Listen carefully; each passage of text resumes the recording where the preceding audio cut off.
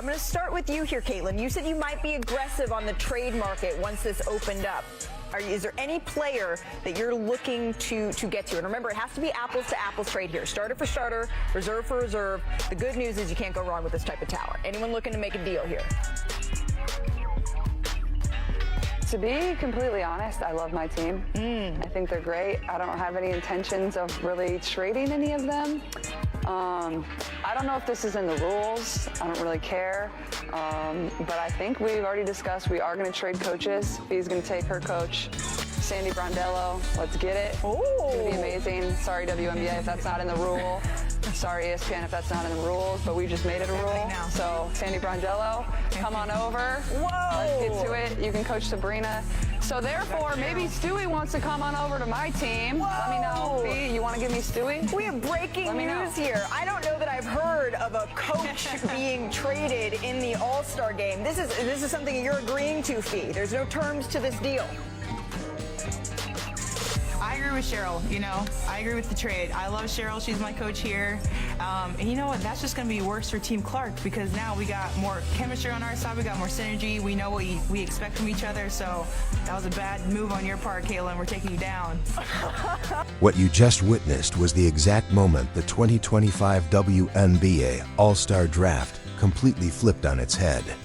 At first glance, it seemed funny, wild, even historic. Caitlin Clark, arguably the face of women's basketball, ripped up the script. Live on national television and pulled off a move no one saw coming. She traded for her all-star coach, Sandy Brondello. But as the laughs died down and the moment settled in, a deeper, more dramatic story started to take shape. What looked like a spontaneous decision may have actually been a calculated statement, a bold, public message directed straight at the coach she traded away. Minnesota Lynx and Team USA head coach, Cheryl Reeve. That one move lit up social media, with fans asking the same question over and over. Was this Caitlin's payback for being left off the Olympic roster? And that's exactly what we're here to break down. Because behind the viral moment lies a rumored feud, some quiet tension, and a possible power move that could shake up the league. We're going to connect the dots others missed, pull apart the deeper meaning behind Clark's decision, and give you the full story the headlines didn't. If you're someone who wants the truth behind the drama, go ahead and smash that like button. It lets us know you're part of the crew that wants the real story. To understand how we got here, we've got to rewind a bit. It all went down on July 8, 2025. Live on ESPN, the WNBA's All-Star Draft followed a familiar format. The top two vote-getters became team captains and selected their squads. This year, Indiana's Caitlin Clark led the voting with record-breaking numbers, joined by Minnesota's Nafessa Collier. So far, all standard stuff. But here's the key detail: coaches weren't picked by the players. They were pre-assigned based on team performance. Because the Lynx had the best regular season record, Cheryl Reeve was automatically set to coach Clark's team. On the other side, Sandy Brondello of the New York Liberty was assigned to Team Collier. Everything seemed locked in, but behind the scenes, something else was already in motion. The draft started. Clark made her first pick, her Fever teammate, Aaliyah Boston. Then came Liberty guard Sabrina Ionescu. The room was calm, the picks were solid, and everything appeared to be going smoothly. An ESPN host even teased the idea of a trade, asking Clark if she planned to shake things up. With a smirk, she responded, "Honestly, I love my team. I don't really plan to trade any of them. It was the perfect setup." Then came the moment that shattered expectations. She leaned into the mic and said, "I don't know if this is allowed. I don't really care, but we're trading coaches." The entire broadcast froze. Commentators were visibly shocked. One of them said what everyone was thinking. Wait, did we just trade a coach in an all-star game? It had never happened before, and Clark wasn't backing down. Sorry WNBA. Sorry ESPN, but we just made it a rule. Just like that, history was made. The league had never seen anything like it, and the shockwaves were instant. Sandy Brondello and Sabrina Ionescu, now suddenly paired up, couldn't believe it either. Brondello laughed it off, saying, "Wait, I got traded? I didn't even know who was on which team yet." She added, "Now I get to coach Sabrina. I'm on Caitlin's squad. It's going to be a show." Even her son texted her saying, "You just made history, Mom. Was it all for laughs? Maybe. Was it a subtle power play? Possibly. But one thing is certain, Caitlin Clark didn't just make a draft pick. She made a statement. And when asked later if she was done making moves, she jokingly added, "Yeah, I might trade for Breena Stewart too." This wasn't just a draft. This was a moment, a shift. A headline that tells one story while the real drama unfolds underneath. And if this is just the beginning, buckle up. Sorry, that's not my team anymore. I'm just showing up. That was Sandy Brondello's first reaction after being traded live on air, and honestly, you've got to love it. She leaned into the moment without hesitation, fully embracing the chaos. Her son texted her immediately after the draft, and she was all smiles. "I've created history. This is awesome. I got traded as a coach." But Brondello wasn't. Matter of fact, she was hyped. "Now I get to coach Sabrina," she said. "We're with Caitlin Clark. It's going to be a great show." For Brondello, it was exactly what it looked like. A funny, spontaneous, history-making moment. A light-hearted twist for the fans. And a moment of pure entertainment for everyone in Indianapolis. And then came the now iconic line from Sabrina Ionescu during the post-draft press conference. She turned to Brondello, her longtime coach, with the New York Liberty, and joked, "You can't escape me." The crowd laughed. The cameras loved it. On the surface, this was just a hilarious, feel-good moment between a player and her coach. The WNBA leaned into the fun. The players smiled for the media, and everyone walked away thinking this was just another legendary all-star memory. But not everyone was buying the surface-level story. Because while the league was playing it as comedy, the internet was already spinning a much deeper narrative, and it didn't take long for the pieces to start coming together. A lot of you watching picked up on it immediately. You started connecting the dots online, digging into what this trade might really mean. And if you look closer, the key isn't in who Clark traded for, but who she traded away. Coach Cheryl Reeve. That's where the real drama begins. Because the moment Reeve's name was left out of the new lineup, the rumors kicked into high gear. We're officially entering speculation territory now, but this is where the story gets way more intense. The leading theory online, the one that gave this move its edge, is that Clark's decision wasn't just playful chaos. It was calculated. And it was rooted in real tension from the 2024 Olympic roster snub. Here's the refresher. Despite being the biggest name in the sport and arguably the most electrifying player in the world, Caitlin Clark was left off the Team USA Olympic squad.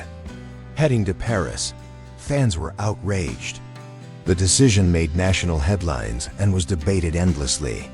And at the center of that firestorm, Cheryl Reeve, the head coach of Team USA. While the official Olympic roster is selected by a committee, and not solely by the head coach, Reeve still became the face of that controversial call.